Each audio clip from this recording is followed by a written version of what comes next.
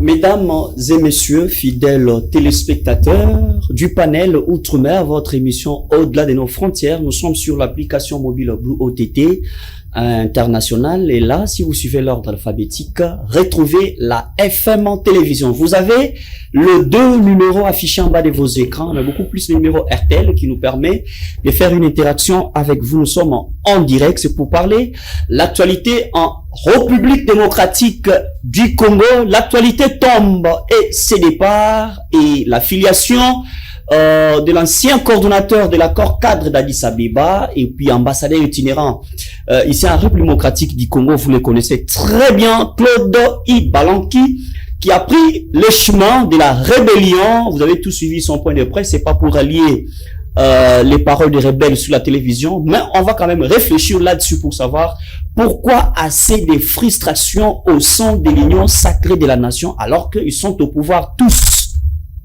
Est-ce que Tshisekedi peut-il compter sur un quelconque allié pouvant l'aider à atteindre les objectifs spécifiques? Est-ce qu'aujourd'hui, parce qu'on réclame tous, parce que les politiques réclament le dialogue, avec ces frustrations, est-ce que nous aurons un dialogue sincère? Mesdames et messieurs, ce sont des questions qu'on va se poser autour de ces grands débats républicains. Casting du jour. Pour en parler et en débattre, nous recevons pour vous le pasteur, vous le connaissez très bien. On commence avec l'habitué aussi de cette émission. Lui, c'est l'assistant Mara Mabola, qui est cadre et communicateur de l'UDPS Tshisekedi. Merci d'avoir répondu présent. Merci, monsieur le journaliste. Je salue mon co-débatteur. Je salue également tout le peuple congolais qui nous suivent en ce moment. Laissez-moi présenter ma considération et éclairer l'opinion publique sur une campagne de diabolisation, mais aussi de dénigrement qui vise déjà certains cadres, certaines figures dont on retrouve parmi l'entourage des chefs de l'État.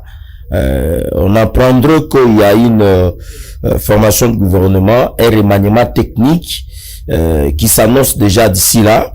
Mais vous constaterez avec moi qu'il y a déjà des attaques, des menaces, des campagnes de déshabiller certains pour habiller les autres. Il y a d'autres qui sont en fonction, mais les attaques visent ceux qui ne sont pas en fonction. Ici, je parle de Nicolas Kazadi, où à un certain moment donné, je suis en train de voir comment ce qu'on appelle la boîte noire des gens de mauvaise foi, comment c'est peut à l'attaquer. Le chef de l'État connaît tout le monde. Le président de la République connaît qui est qui peut faire quoi, qui peut atteindre quel objectif. Merci. C'est dans ce sens que nous essayons notamment de dire au peuple congolais de faire confiance à l'intelligence, à la sagesse du chef de l'État pour la mise en place de ce gouvernement. Très bien. La médisance, les calomnies et consorts ne vont pas toujours triompher. Ceux qui pensaient séparer le chef de l'État avec Nicolas Kazadi ont échoué. Et Dieu étant grand, Dieu étant un être suprême, merci. Je pense qu'il va faire quelque chose de bien parce que les ténèbres ne régneront toujours pas. Très bien. Merci beaucoup. En face de vous, vous avez les pasteurs, ici je les reçois pas en tant que pasteur, mais homme politique de l'ECD, dirigé par Martin Fayoulou. Il est là, monsieur Serge Taboko. Merci d'avoir répondu présent une fois de plus à notre invitation. C'est moi qui vous remercie, chers compatriotes, j'aime pour l'invitation. Comme d'habitude, permettez-nous d'abord de dire merci à Dieu. C'est grâce à lui que nous sommes là, malgré la situation chaotique qui traverse notre pays. Mais on a encore... Il y a une froideur. Vous avez débuté l'année 2026 avec la froideur. Je peux dire cette possibilité, les énergies sont disponibles pour continuer cette lutte. Lorsque vous sillonnez dans les acteurs, il y a la majorité des Congolais disent toujours il faut fuir les pays, les autres disent non, il faut vendre les pays. Mais nous disons, certes, nous sommes une génération sacrifiée, mais il faut se battre pour que demain, nous puissions donner un Congo meilleur, plus beau qu'aujourd'hui aux générations futures. Voilà l'essence de notre présence dans votre plateau. Sinon, Je salue également les co-débatteurs et j'ose croire que nous allons passer un bon moment pour essayer d'apporter notre petite pierre dans l'édifice Congo, même si mon co-débatteur a choisi l'autre camp du mal, ceux qui n'ont pas été préparés pour la gestion du pays, voilà comment le pays est devenu à lambeaux. Mais qu'est-ce que je fais? On n'a pas le choix, le pays nous appartient tous, le pays appartient aux mauvais, aux bons, donc voilà. Sinon, j'ose croire que ceux qui vont nous suivre vont passer un bon moment pour bénéficier de quelque chose de nouveau dans notre échange d'aujourd'hui. Merci. Très bien, merci beaucoup. Ainsi s'ouvre ce grand débat républicain. Nous sommes en direct de la FM télévision. Vous pouvez nous interrompre à tout moment pour créer une interaction avec vos fidèles téléspectateurs. Nous vous saluons de partout, sauf laissez-nous quelques poussières des temps pour nous aussi les moments de décortiquer, permettre aux invités d'apporter la matière spécifique à des questions qui seront posées ici sur la table du panel. Alors, je commence avec Monsieur Mara, connu sous les noms aujourd'hui sobriquets qu'on appelle Retire ça. Vous êtes avec moi, je pense. Pourquoi nous parlons de l'affaire de Claude Ibalanki, qui s'est rallié aujourd'hui à la rébellion. Pourquoi tant de frustration au sein de l'union sacrée et les gens trouvent la meilleure voie, c'est de se rallier à Corneille Nangaa? Quel est le secret? Quel est le problème? Quelle est la cause? Vous avez le temps. Merci bien pour la parole. Je dois présenter ici ma déception. Je présente mon regret, mais en même temps une motivation. Une motivation, pourquoi? Parce que petit à petit, le Seigneur Jésus-Christ, le Dieu qui est Tshisekedi, a pris la nation le 19, le 20 décembre, le 19 en 2020, ici au stade Martyr, où il a dédié la République entre les mains du Seigneur, à la présence des génocidaires, des tueurs, mais aussi de l'assassin contemporain. Chaque jour qui passe, le Seigneur est en train de révéler à son excellence Félix Antoine Tshisekedi Tshilombo qui est qui veut faire quoi, qui était avec qui voulait faire quoi.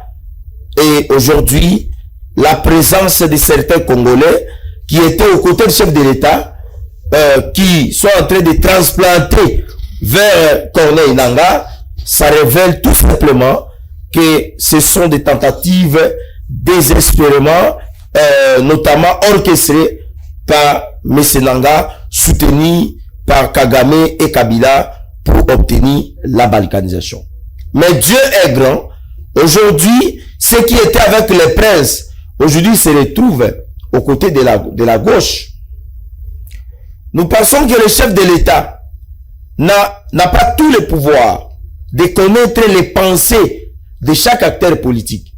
Mais le chef de l'État a les moyens d'empêcher que les initiatives ou alors les projets machiavéliques initiés par ces derniers ne soient pas notamment réalisés. Ça c'est très bien. Vous avez très bien parlé parce que là, indirectement, vous vous adressez au chef de l'État. Voilà. Pour dire qu'il a tout le pouvoir. Voilà. De ne pas permettre à ce que le plan mis en place par le rebelle soit exécuté comme on le voit maintenant là. Voilà. Et c'est ce qui n'est pas fait, ce qui n'est pas faisable chez lui. Bon, écoutez, vous savez, Machiavel parle dans son livre Les Princes.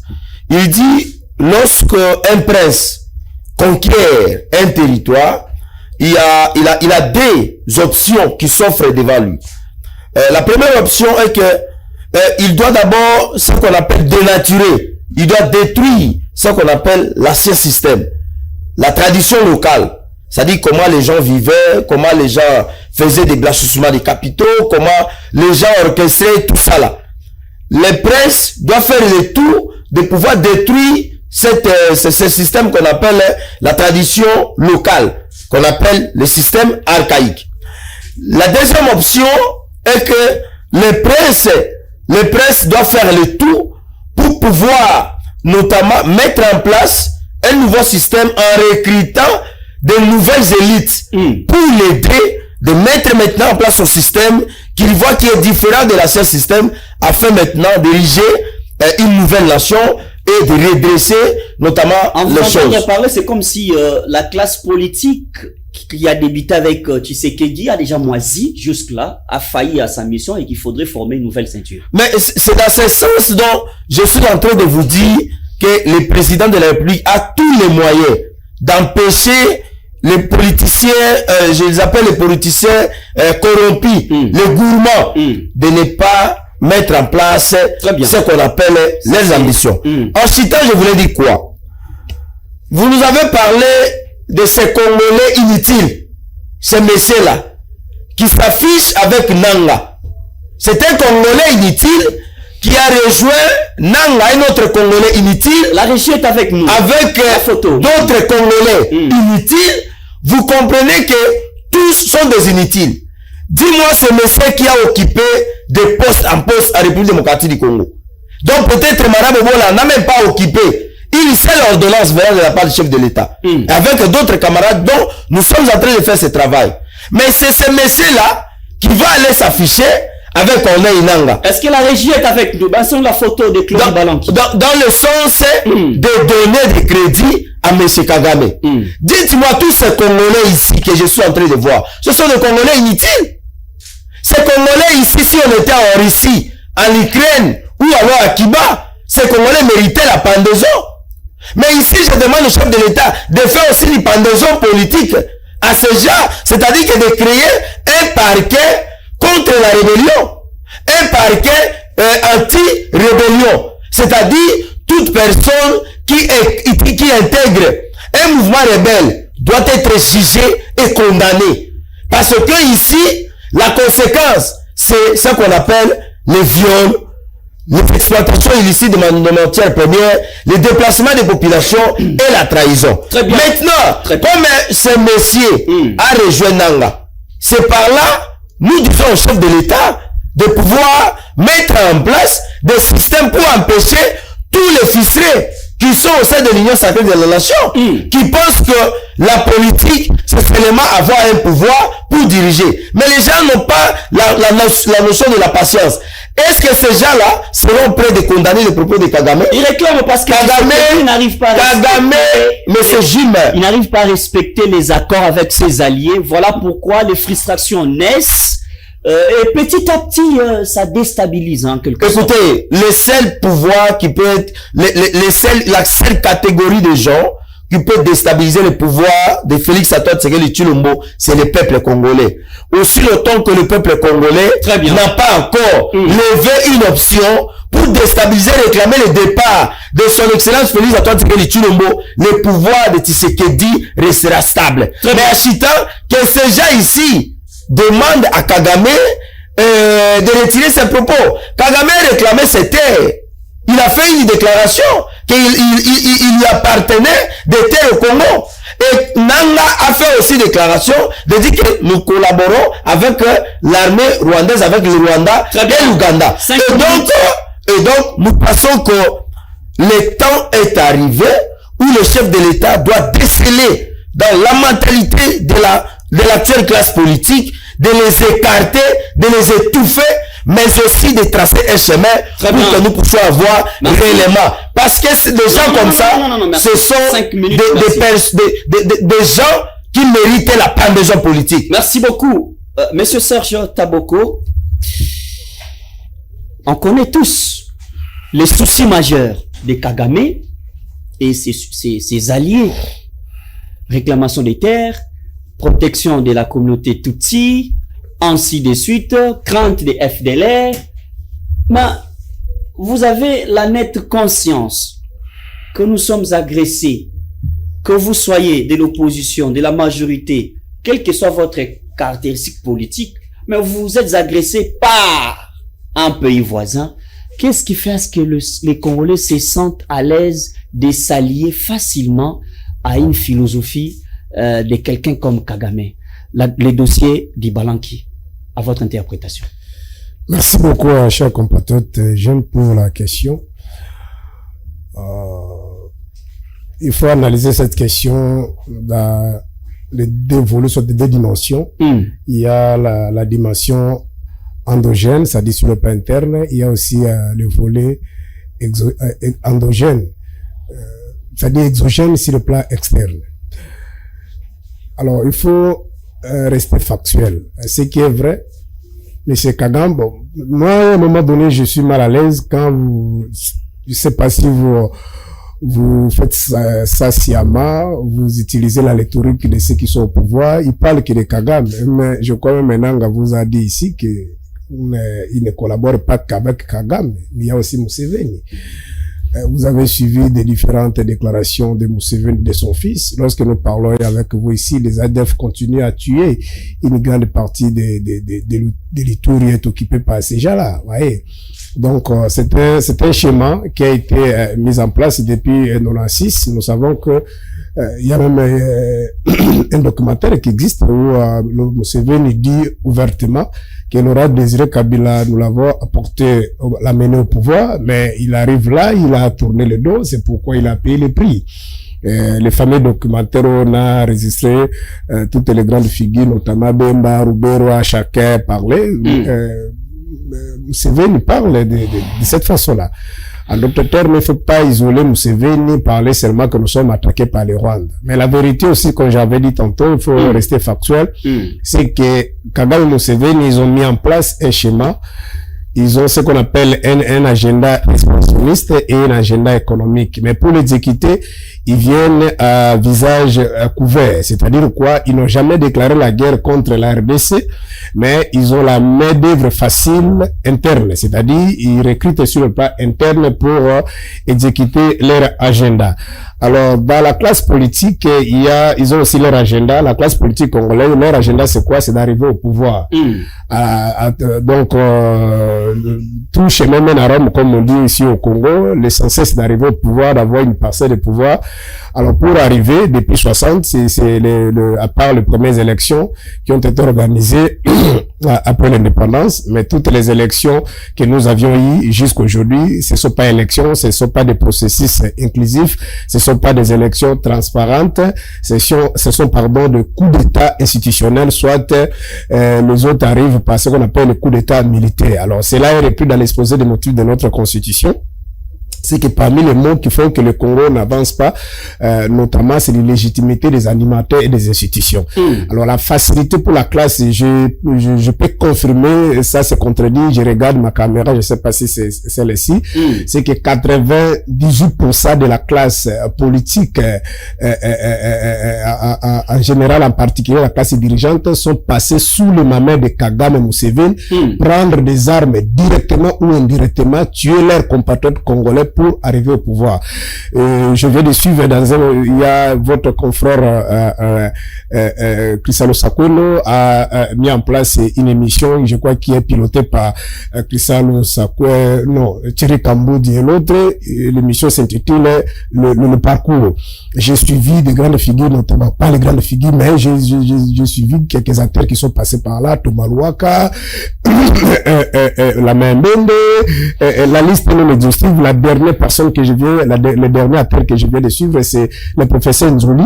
D'abord, Mende a confirmé, Mende a dit ceci, tous ceux qui ont pris des armes depuis le massif jusqu'à aujourd'hui, nous tous nous étions des marionnettes. Ça, c'est Mende qui confirme dans cette émission-là, si vous le suivez. Ce qui m'a surpris encore, c'est l'intervention de Nzoli. Nzoli dit ceci, à cette époque, on m'avait aussi intéressé de rejoindre l'MLC, mais je n'ai pas voulu rejoindre l'MLC pendant la rébellion. Pourquoi? Moi, en tant qu'un ancien militaire, je ne pouvais pas accepter d'être dirigé, commandé par les troupes ougandaises.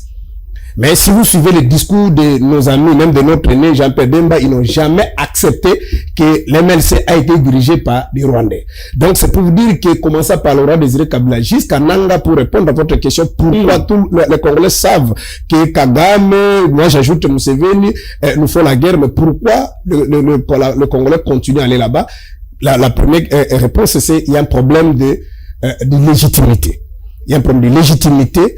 Alors, deuxièmement, il y a un problème de la mauvaise gouvernance. Mais est-ce que, pasteur, je vous coupe pas la parole, monsieur Serge Kaboko, les termes pasteur m'arrivent à tout moment, parce que c'est votre casquette.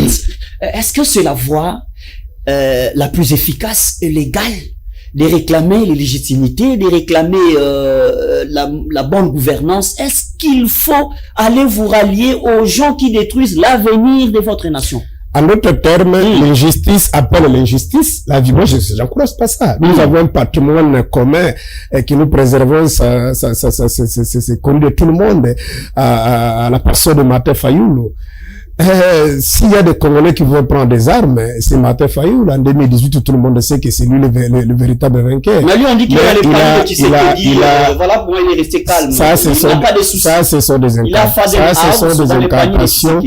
Moi, je peux pas entrer dans des débats de carnivaux. Si quelqu'un aujourd'hui, nous sommes dans un monde numérisé. Si on a même un morceau de papier où on a transféré quelque chose à Fayoulou, mais vous mettez ça à la place publique. Ouais.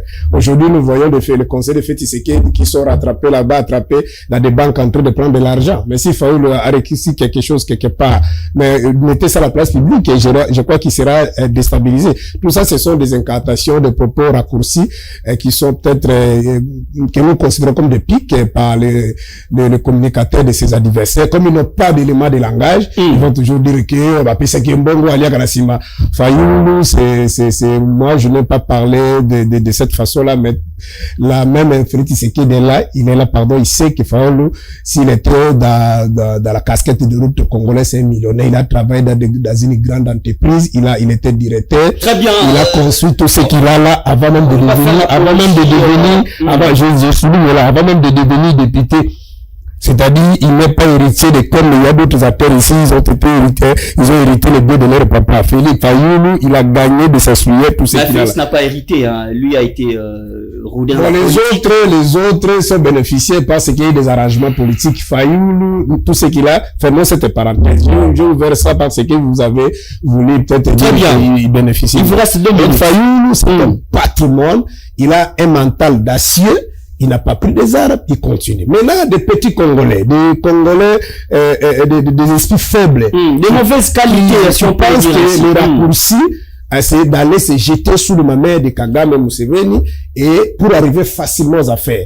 Parce que, je crois même le professeur Godempo, il avait dit, moi je n'encourage pas cette voie, il a dit, mais comment condamner seulement ceux qui portent des armes? Il faut aussi condamner le comportement de ceux qui portent des armes pour pousser les autres d'aller dans ce sens-là. Très capital. Quand vous voyez, par exemple, on arrête les amis ici, par exemple, mon jeune frère Kamizeno, Nathanaël, les gens qui sont ici dans des familles un peu, de familles modestes, qui n'ont rien, c'est les jeunes qui se battent dans leur vie, on pouvait comprendre même des Chadar et les autres, ils ont fait des dons, on nous attend même leur procès. Mais quand vous ramassez des jeunes comme ça, ils ont laissé... La loi est contraignante, hein.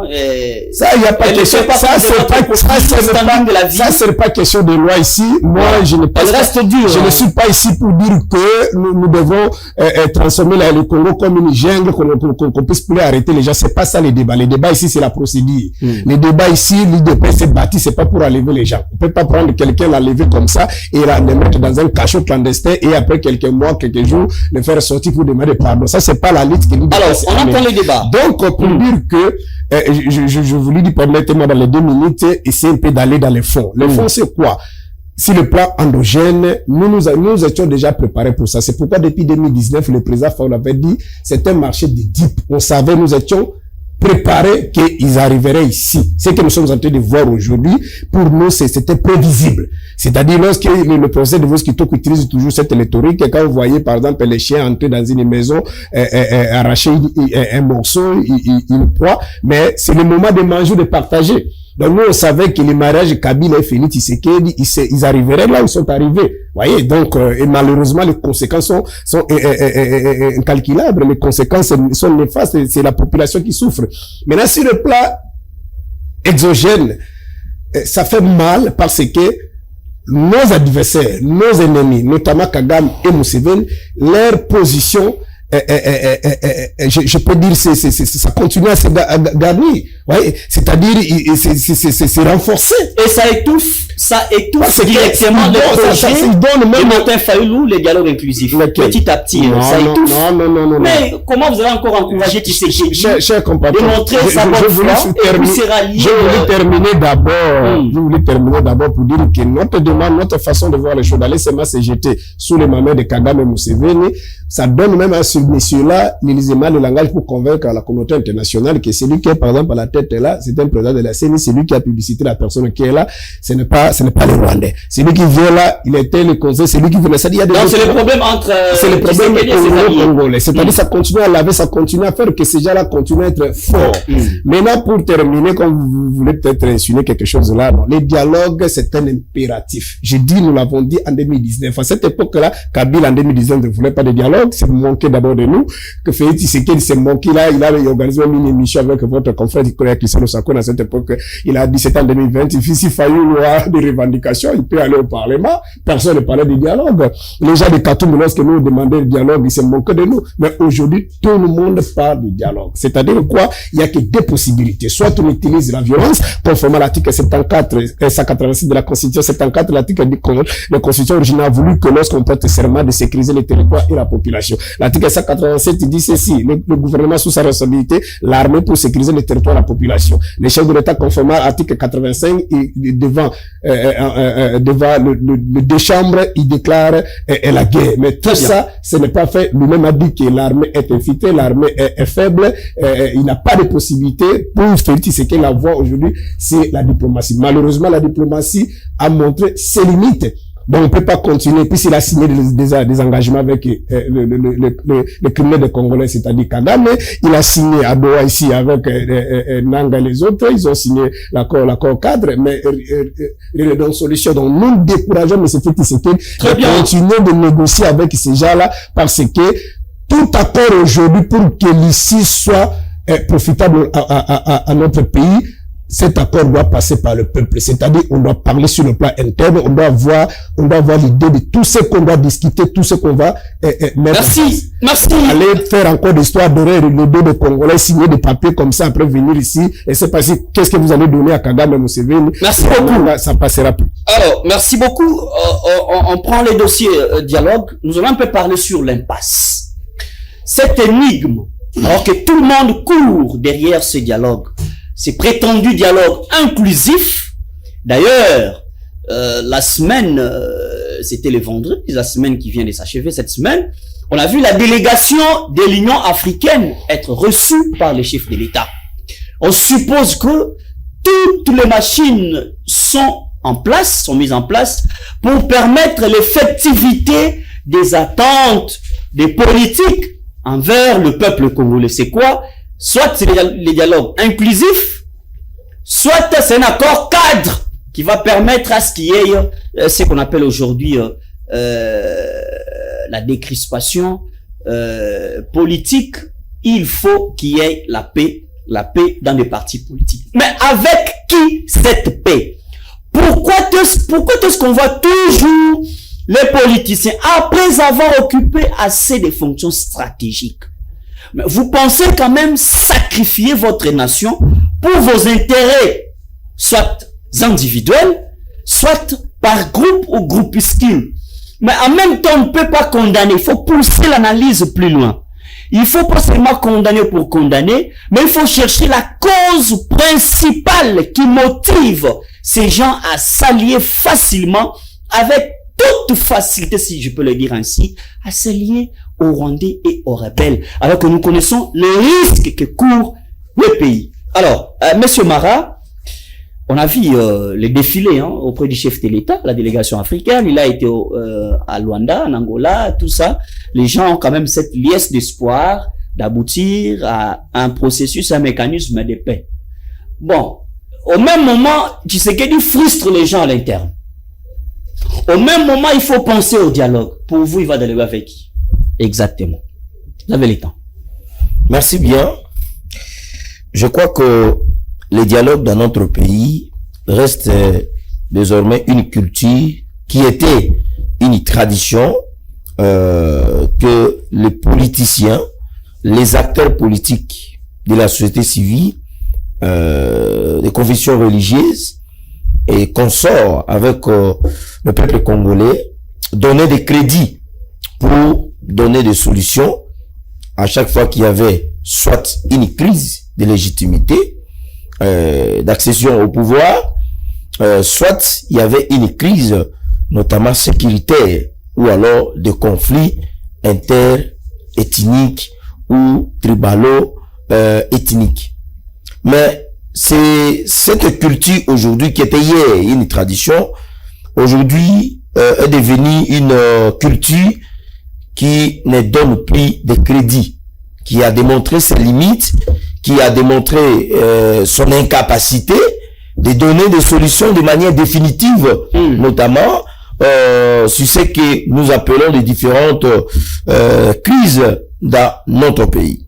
Pourquoi je l'ai dit? Parce que lorsque nous essayons un peu de faire une rétrospection de l'histoire politique, économique, sociale congolaise, vous comprenez que la République démocratique du Congo, nous sommes passés de dialogue en dialogue, des rencontres en rencontres, des dialogues autour des tables rondes. Nous avons commencé par les dialogues qu'on appelle les dialogues intercongolais, juste après notre accession à l'indépendance. Nous avons eu également un dialogue qu'on appelle les dialogues, notamment de l'Ovadium, juste après l'indépendance. 1960-61, si je ne me trompe pas. Nous sommes arrivés à un dialogue où on devait rédiger comment on appelle ça, la loi fondamentale, notamment de Cannes au niveau de Lulabou. Nous sommes arrivés au dialogue qu'on appelle conférence nationale souveraine, où qui devait mettre sur pied un état de droit et libéraliser les secteurs sur le multipartisme que Mobutu avait initié, qui avait comme modérateur principal le cardinal Mosengo, paix à son âme. Nous sommes passés des dialogues de Sun City. Nous sommes passés des dialogues de 2003-2002. Nous sommes passés des dialogues de la cité de l'OIA. Nous sommes passés des dialogues, notamment de comment on appelle ça, interdiocésain. Et finalement, aujourd'hui, on réclame encore un autre dialogue. Voilà pourquoi je vous ai dit que cette culture a démontré sa limite, son incapacité. Tout le monde, tout acteur politique congolais aujourd'hui, sait qu'il faut aller auprès de celui qui est le tiré des ficelles à l'Est République démocratique du Congo, mais donner des armes, tuer les Congolais, créer la zizanie, créer la déstabilisation dans la partie Est. Les pouvoirs Kinshasa ne vont pas consonner avec le discours de balkanisation, et donc on va aller au dialogue, ça va me laver et je vais entrer dans les institutions. C'est comme ça que mon frère Taboko a dit ici que depuis 96 jusqu'à aujourd'hui, nous avons ce qu'on appelle une classe politique dominée par des rebelles, par les anciens rebelles. Aujourd'hui, ils sont dans les institutions. Il y a encore cette tendance qui vient de naître avec cette histoire de l'AFC, avec les M23. Demain encore, il y aura d'autres qui vont entrer. Maintenant, dans tout ça, est-ce qu'il faut toujours aller au dialogue? Pour citer avec ça, je ferme cette parenthèse. Je voulais revenir dans ce que le pasteur a dit ici. Il a inventé une chose, il s'est appuyé par les propos de M. Godin Poy qui dit, le problème n'est pas seulement de condamner ceux qui prennent les armes. Ça, c'est sûr. Il faut décourager aussi les comportements de ceux qui poussent les gens de prendre les armes. Mais nulle part dans la Constitution, on a mentionné que si vous décriez qu'il y a mauvaise gouvernance, qu'il y a ce qu'on appelle l'illégitimité, il faut aller prendre les armes.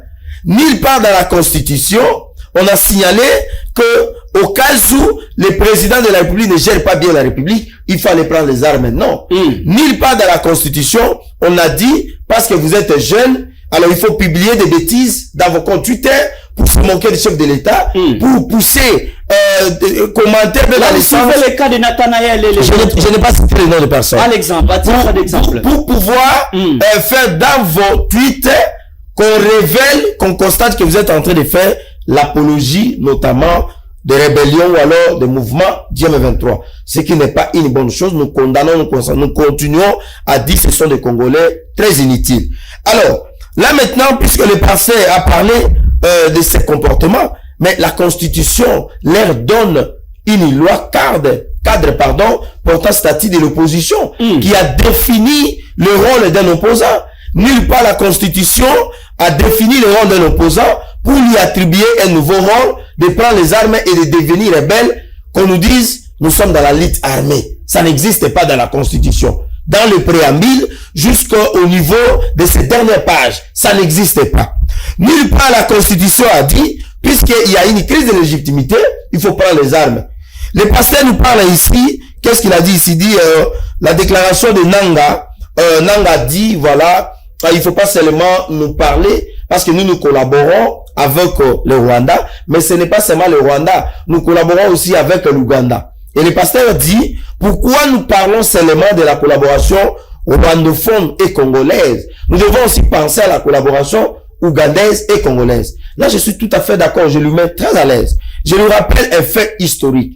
En 2022, la République démocratique du Congo, nous avons signé un accord bilatéral qui a porté notamment sur la neutralisation des ADF Nalu, un groupe armé de musulmans qui ont fui l'Ouganda et qui se sont réfugiés en République démocratique du Congo, qui sèment la zizanie, qui tue, qui pille au niveau de la partie nord-est de la République démocratique du Congo. Et l'accord porte la nature, la thématique qu'on appelle l'accord sur la mutualisation des forces. Nous avons uni les forces avec notamment l'armée ougandaise et l'armée congolaise pour neutraliser le FDLR. Mais nulle part, aucun accord n'a été signé avec le groupe armé du M23, armée rwandaise, pour neutraliser, par exemple, un mouvement non étatique qui est sous la condamnation de la communauté internationale, qui a comment on appelle ça, une intention, notamment de nous prendre des terres avec le Rwanda. Il n'existe aucun accord dans ce sens-là, au moins que poussent les bandits ici. Donc, si nous condamnons le propos de M.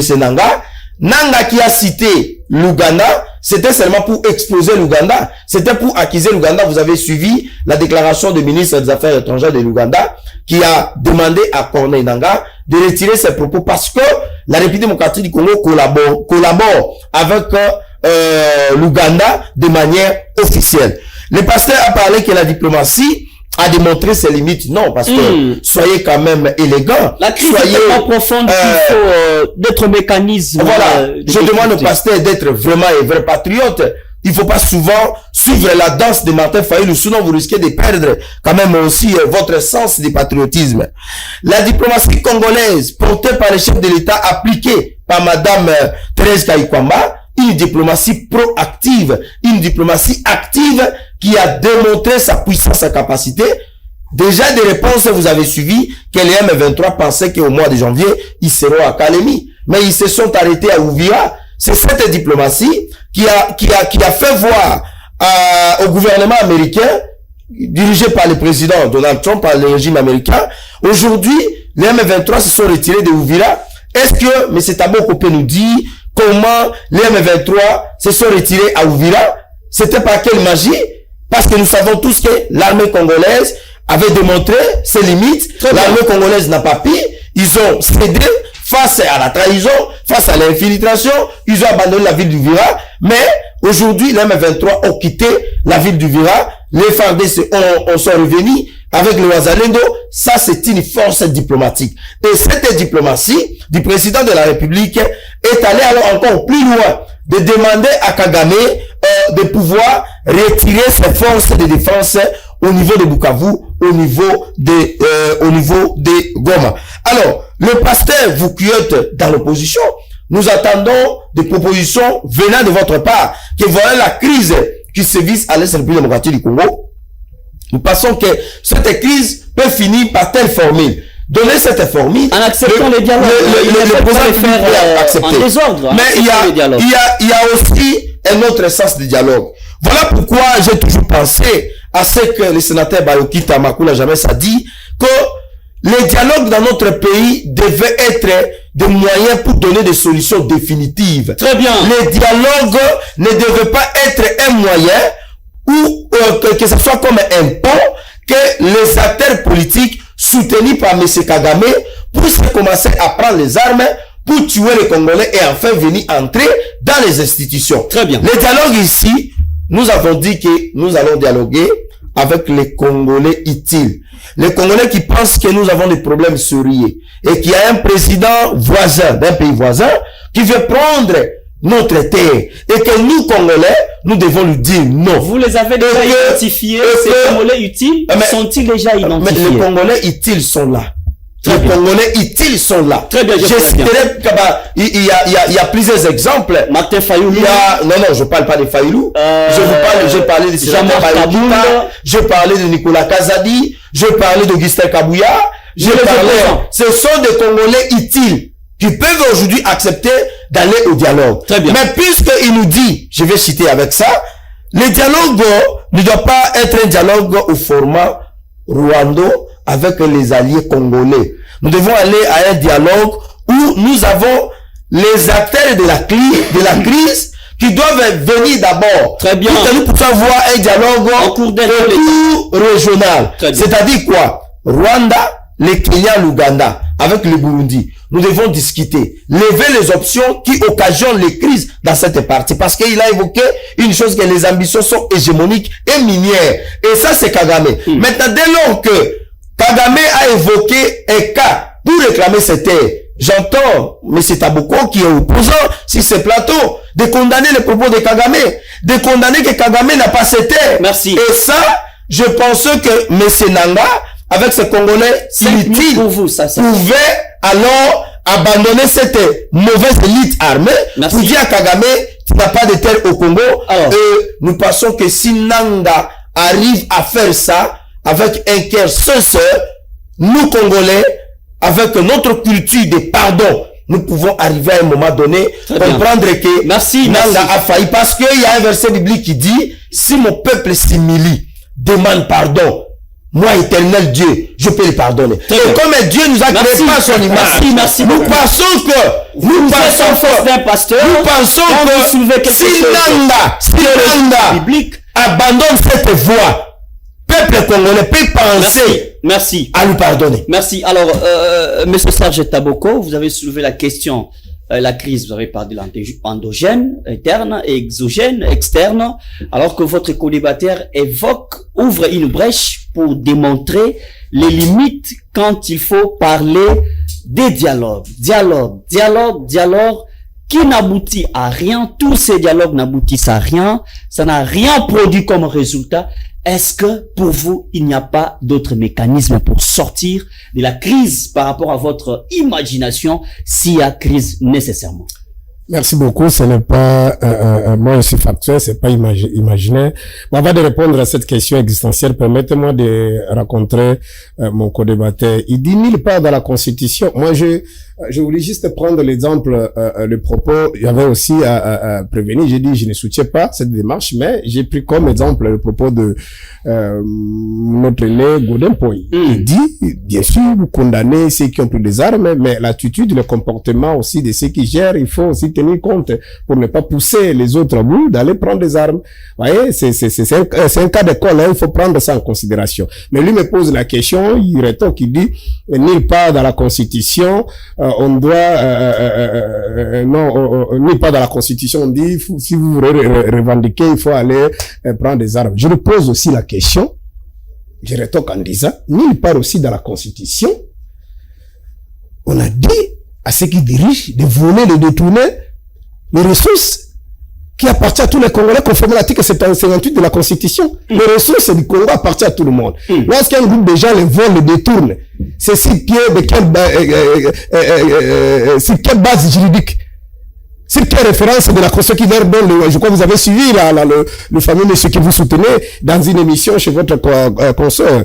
Il dit, quand le différent projet arrive, nous partageons d'abord, mais le projet de côté, on partage d'abord. Nicolas Kazadi, il les soutient. Chacun a sa part. Et votre conseil. Parmi les Congolais de bonne qualité pour lui, Nicolas Kazadi. Mais votre conseil. Malgré les dossiers, votre conseil le relance, dit, mais pourquoi pas empêcher, parce que c'est vous, les trésors, il dit, empêcher, on va te tuer. Il y a un système. Qui permet les détournements. Il va me donner des dispositions qui encouragent qu'il y ait un groupe de gens qui sont arrivés au pouvoir dans la manière que nous connaissons et continuent à détourner au détriment de la population. Est-ce qu'il y a une disposition qui, dans la Constitution, qui encourage ceux qui ont les mallettes du pouvoir de menacer des Congolais pour changer la Constitution. Il dit, qui peut m'empêcher de changer la Constitution? Est-ce une disposition comme ça dans la Constitution? Maintenant, si vous tombez dans le dérive, vous tombez dans les incantations, vous faites des choses qui sont en violation. Mais les esprits faibles ne vont pas vous laisser, puisqu'ils savent que si vous les laissez, d'abord vous-même, chers compatriotes, vous suivez, il y a quelques agitateurs déjà dans les médias qui passent pour dire qu'il n'y aura pas élection, Félix il n'a pas un mandat, il a une mission. Bon, on comprend rien, donc comme il n'a pas une mission, la mission peut terminer même aujourd'hui, il peut partir. Il dit il n'a pas une mission, il va rester là jusqu'à le jour Kagame va mourir. À ce moment-là, vous voyez déjà dans un pays comme ça. Et c'est tout ça, c'est dans quelle base de quelle référence, si base d'éléments matériels, légal, juridiques qu'on contient de tels discours. C'est-à-dire vous poussez les autres jusqu'à aller dans les sens là que nous sommes en train de dénoncer ici. Non, mais quand même, pour vous, vous avez senti que les dialogues, les différents dialogues ont démontré... Là, je réponds. Là, je réponds. Mais aujourd'hui, cette émission, c'est comme si c'est un peu trop vite, nous sommes candés.